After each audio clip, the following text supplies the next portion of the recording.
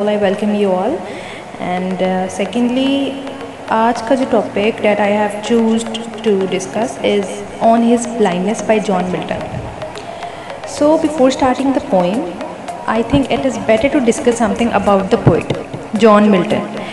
John Milton was born in London in 1608. In 17th century, he was called the greatest English poet after Shakespeare. ऐसा कहा जाता था कि Shakespeare के बाद इंग्लिश लिटरेचर में जो सबसे बड़े सेकंड पोइट हैं वो हैं John Milton in the 17th century, क्योंकि इनके वर्क्स जो थे वो बहुत ज़्यादा एडमायर किए जाते थे, बहुत अच्छी राइटिंग थी इनकी. And to discuss something that where he lived or from which family he belonged. He lived on Bridge Street in Cheapside and belongs to a very middle class family. And he did not face a happy life after marriage and also faced many difficulties and deaths of his beloved. और हुआ ये था कि 1644 में उनकी आई side loose होना start हो गई थी, उनकी आई साइड वीक होना स्टार्ट हो गई थी, यहाँ तक कि वो 1952 में कम्प्लीटली ब्लाइंड हो चुके थे.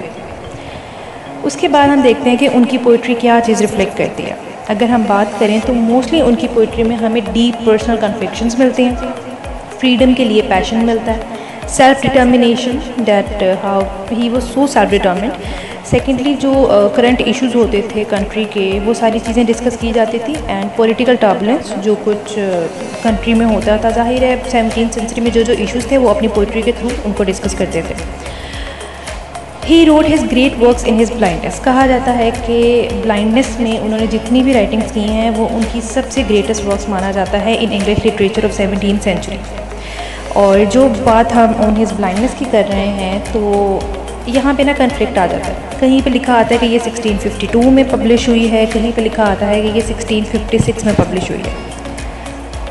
Secondly, now we want to discuss something about the main theme of the poem. So starting with the first one, it is talents and their uses. John Milton इस बात पे बहुत यकीन रखते थे कि अगर आपको एक टैलेंट दिया गया है then you have to use it right.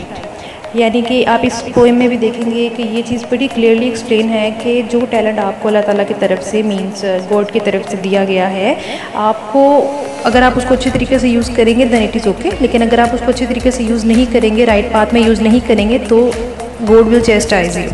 Okay. अगली है गॉड्स मास्टर प्लान.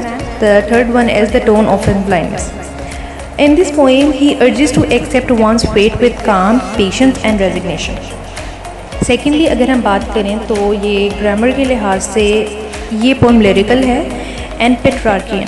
पेट्रार्कन एक ऐसी पोएम है दैट इज़ इटालियन और ये ABBA फॉर्मेट पे लिखी जाती थी. और ये है वैसे सोनेट. जो सोनेट एक ऐसी पोएम है, ग्रामर में एक ऐसी पोएम या एक ऐसे वर्क को बोलते हैं दैट कंटेन्स 14 लाइन्स.